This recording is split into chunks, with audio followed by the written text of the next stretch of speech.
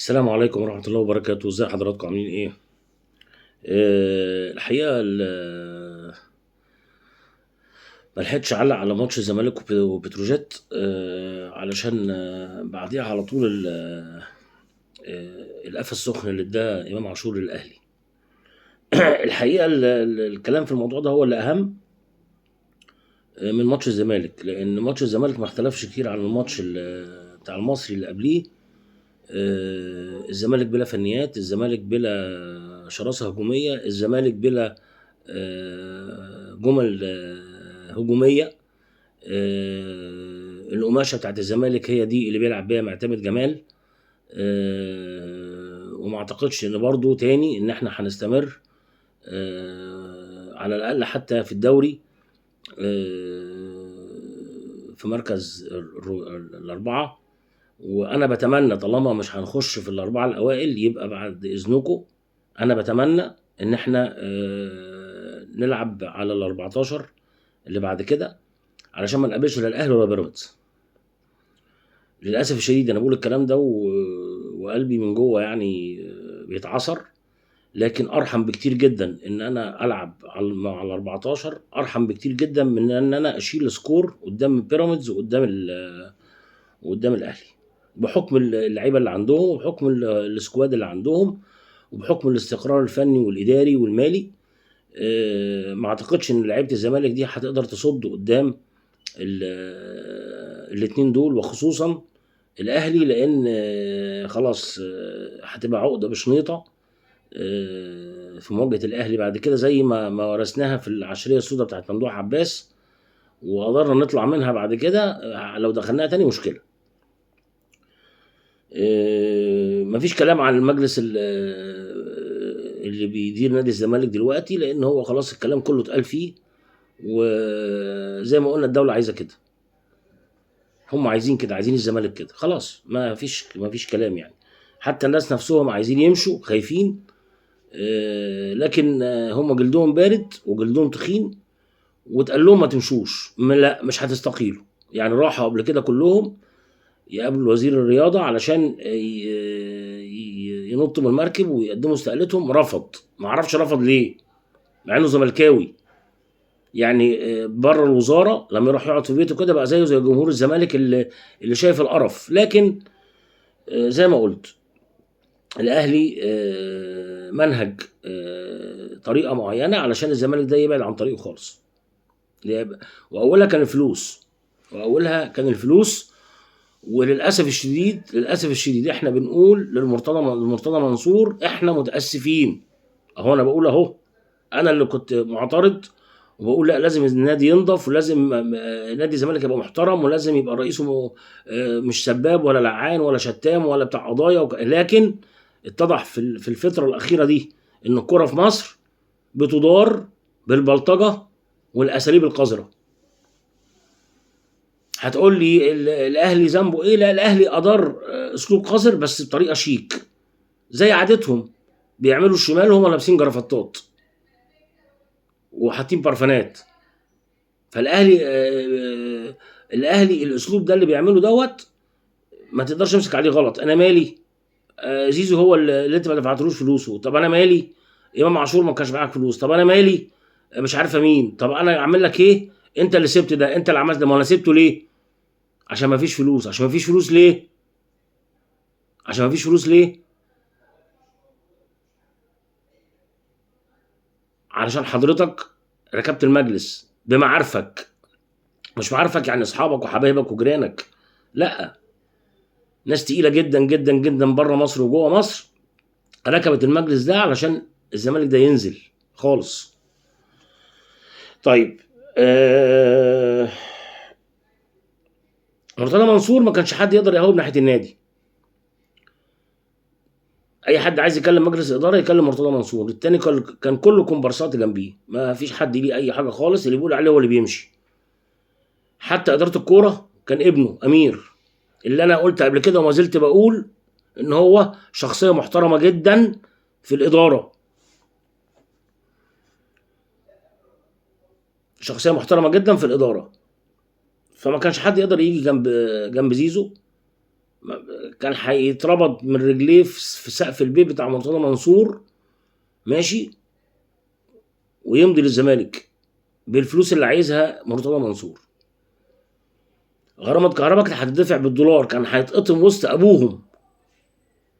انما المجلس دوت لقوا شويه نساوين ركبوهم وما صدقوا عشان يقدروا يربطوهم من رقبتهم ومن رجليهم ومن ايديهم، وجابوا لهم سمسار اهلاوي مسكوه مدير الرياضه،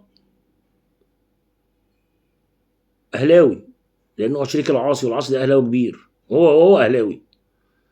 مسكوه رياضه وكتبوهم عقد ب 30 مليون جنيه شرط جزائي.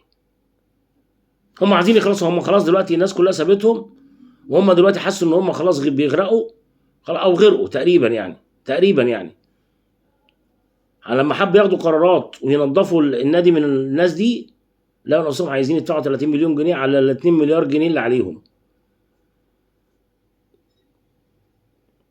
فخلاص كده يا جماعه، هو حل الزمالك ان هو المجلس ده يمشي. لما يمشي ربنا يسهل الحال، لان كل رجال اعمال نادي الزمالك مش عايزين يساعدوا الزمالك بحاجه في ظل وجود هذا المجلس الغير محترم.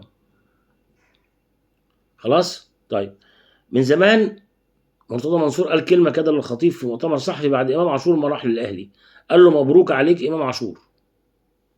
طيب امام عاشور احنا خدنا من وراه 3.5 مليون دولار.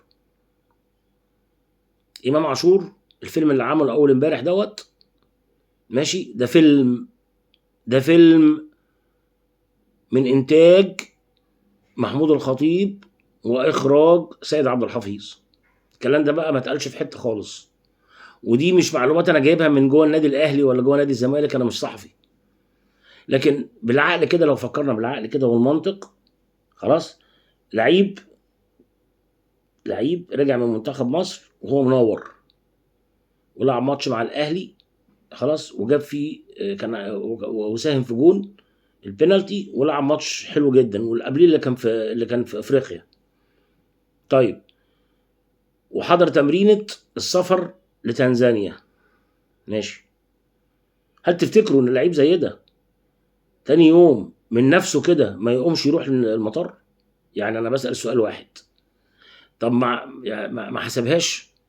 طب هو لعيب اجنبي مثلا مش عارف الاهلي والزمالك والفرق الكبيره، الانديه الكبيره دي ما يعرفش؟ طب هل هو لعيب مصري في نادي صغير مثلا قال لك النادي لما ما اروحلوش هيخصم مني 100,000 جنيه؟ ولا هو عارف؟ اكيد عارف.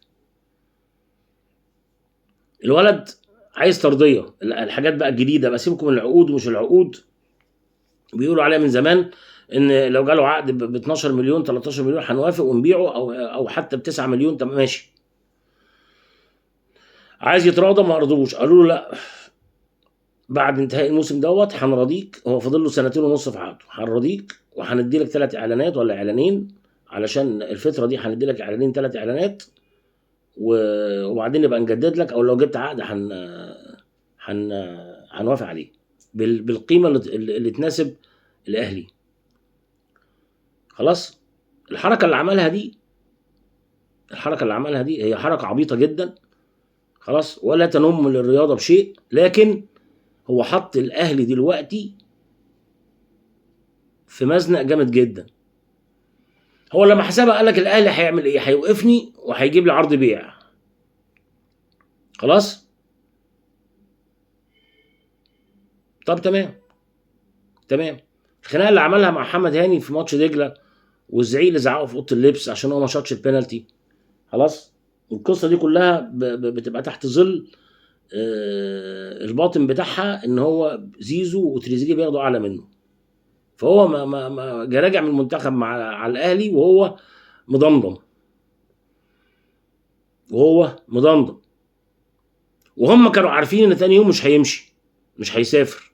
ليه بقى؟ لان الدكتور عبله ولا قبله ولا مش عارف مين بتاع الاهلي ده، هو بلغه قبلها، قال له انا تعبان وعندي فيروس ومش هقدر اجي اسافر الصبح. قال له بلغ مين؟ الكابتن وليد صلاح الدين. طيب اللي بيتقال ان هو الدكتور قال له كلم وليد صلاح الدين وهو ما كلمش وليد صلاح الدين. طب الدكتور ما قالش لوليد صلاح الدين؟ يعني الدكتور اللي مسافر معاهم تاني يوم الصبح في الطياره وهيتجمع معاهم الساعه 9 الصبح ما رفعش السماعه لوليد قال له خلي بالك ده امام عاشور كلمني وتعبان ومش قادر يجي؟ تصدقوها؟ اكيد قال له. فوليد صلاح عمل ايه بقى؟ خلاص قال له ولا كأنك قلت لي حاجه ومتشكرين جدا، خلاص، وانت ما قلتليش حاجه، وسيبه بقى ايه يخش عش الدبابير برجليه. علشان ايه؟ علشان الاعلانين ما ياخدش الاعلانين وما يترضاش بسبب حركه زي دي، خلاص، ويتوقع عليه عقوبه خصم من 1.5 مليون زي ما قالوا كده، ده لو توقعت يعني، خلاص. انما لو توقعت يبقى هم كسبانين، هم الكسبانين. هنعتبره مصاب 3 اسابيع ويتدرب لوحده، خلاص، وما يقدرش يفتح بقه ويقول لك رضوني، ما يقدرش يفتح بقه ويقول لك رضوني. فالهدف من القصه دي كلها والفيلم العربي اللي اتعمل على مصر كلها ده ان الاهلي سابه يغرز، ولما يغرز يقدر الاهلي يتخلص من زنه انه عايز فلوس وعايز طرديه وعايز زي زيزو وعايز زي تريزيجيه وفي اعلانين عايز ياخدهم ويعني حد من بلدياته يعني انا اعرفه يعني كان طالب عربيه BMW مش عارف ب 15,000 ولا 13,000 حاجه زي كده، خلاص. ادي امام عاشور. فالاتنين خنقوا بعض، الاتنين خنقوا بعض. هو خانق الاهلي دلوقتي ان الاهلي ما يقدرش يرجعه يلعب عادي خالص خالص، لان الاهلي اصدر بيان برعونه كده قال لك احنا عارضينه للبيع بعد انتهاء الموسم، اي عرض هيجيبه يناسب الاهلي هنوافق. ادي واحد. طيب ما جابش عرض، هتلعبه، خلاص هنعمل ايه؟ هنلعبه، مفيش مبادئ، خلاص مبادئ النادي الاهلي فس. طب وبعد ما تلعبه؟ لا مش هديله فلوس ومش هراضيه، هو عقده يخلصه، مش عاجبه عاجبه، مش عاجبه يركن. انتوا عارفين اللي عمل مثلا عمل عمله واتمسكت عليه وبقى يتذل عشان يعمل كل حاجه وهم ماسكين عليه العمله ديت، اهو كده بقى كده دلوقتي. امام عاشور بقى كده دلوقتي، كده دلوقتي ليه؟ علشان هو كذاب وبتاع فلوس وزملكاوي وعيلته كلها زملكاويه، زملكاوي وعيلته كلها زملكاويه، وطلع قدام احمد شوبير بيكذب يقول لك انا النادي الاهلي حبي والنادي الاهلي حبيبي وانا رحت الزمالك محدش عبرني، خلاص، وانا خلصت مع الاهلي وانا حاسس ان انا اتولدت من جديد، والفيلم العربي الهابط اللي هو كان بيعمله ده. فده لعيب ما عندوش انتماء لحد، لعيب بيجري ورا الفلوس، لعيب مستقبله هيضيع زي كهربا كده، زي كهربا كده بالظبط، وزي ابراهيم سعيد وزي محمد عباس زمان في الاهلي وزي خالد اسمه ده جمال حمزه في لعيبه كده، في لعيبه كده المشي السوق والتفكير البطال بتاعها بينهي حياتها كرويه بدري.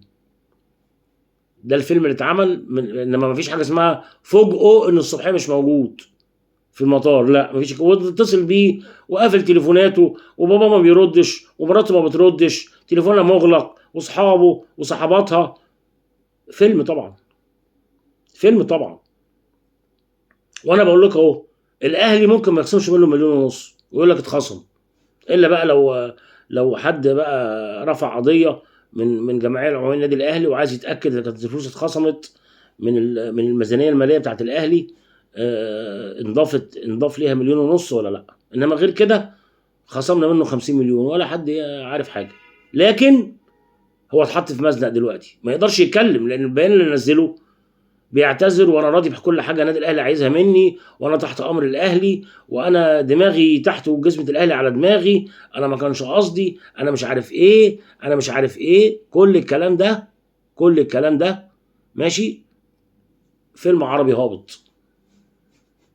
فدلوقتي لا يقدر يرجع، اولا هيتمرن لوحده وعكس وقت تمرين الفريق الكبير، يعني هيعزلوا عن الفرقه خالص وهيغيب 5 6 ماتشات مهمين جدا. خلاص الاهلي هيقدر، اما نشوف، اما نشوف. لكن ممكن الاهلي يعمل، بيقول لك هيعمل معاه تحقيق ويتحقق منه ويقولوا هو كان تعبان فعلا، بس هو غلطان ان هو ما بلغش وما عملش. طب المليون يبقوا مليون ونص، يبقوا مليون، يبقى 750. طب الايقاف يبقى اسبوع يتدرب لوحده، واسبوع التاني يبقى يتدرب مع الفرقه وهيرجعوه. بس من غير ما تتكلم والجزمه في بق اهلك، ولا تقول عايز ترضيه، ولا تقول عايز اعلانات، ولا تقول عايز عقدي، ولا مالكش دعوه بزيزو، ومالكش دعوه بتريزيجيه. دي لعيبه محترمه عمرها ما عملت كده من ساعه ما دخلت النادي، ولا بلطجوا على النادي، فيبقى وشه في الارض وزي الجزمه. طب امام عاشور عشان يخلص من الكلام ده كله يعمل ايه؟ يجيب عرض. لو هو بقى عايز يديلهم القفا قفاين، يروح جايب لهم عرض عن طريق ادم وطني. الاهلي رافض اساسا يتعامل معاه، وهو صمم يمضي معاه، وعامل معاه شرط جزائي 250 مليون جنيه، فما يقدرش خلاص يفلفص. فلو عايز يديهم قفا، طب يا جماعه انتوا قاعدين اسبوعين وكلام من دوت ومليون ونص، طب خلاص يا جماعه انتوا قلتوا عايزين عرض للبيع، انا بجيب لكم عرض اهوت من الحته الفلانيه من النادي الفلاني بالسعر المناسب اهوت، انا عايز امشي. هنشوف هيحصل ايه. لكن تمثيليه قذره معموله من جوه الاهلي، انتاج محمود الخطيب واخراج سيد عبد الحفيظ. خلاص. ممكن يكون وليد صلاح الدين عارف بيها، وممكن ما يكونش عارف بيها، لكن هو فيلم اتعمل علشان الولد دوت يتكتم خالص خالص، ما يتكلمش. ومبروك عليكم امام عاشور اللي انتهى، وانا بقولها تاني اهو، اللي انتهى اللي يجي على الزمالك ما يكسبش. ولازم ربنا كده يوقعكم في شر اعمالكم، لازم يطلع لكم حاجه، لازم عندكم حاجه كده يعني انتوا جبتوا 7 لعيبه ماشي، وفي لعيب ركنتوه على جنب. اللعيب ده ب3 لعيبه، اللعيب ده ب3 مراكز، بيلعب 6 و8 وبيلعب باك يمين، 6 و8 وباك يمين وجناح يمين كمان لو عايزه. فانت جبت 7 وطيرت 3. خلاص يا معلم، ادي الفيلم بتاع امام عاشور، وان شاء الله باذن الله نشوفكم على خير، والسلام عليكم ورحمه الله وبركاته، في حفظ الله.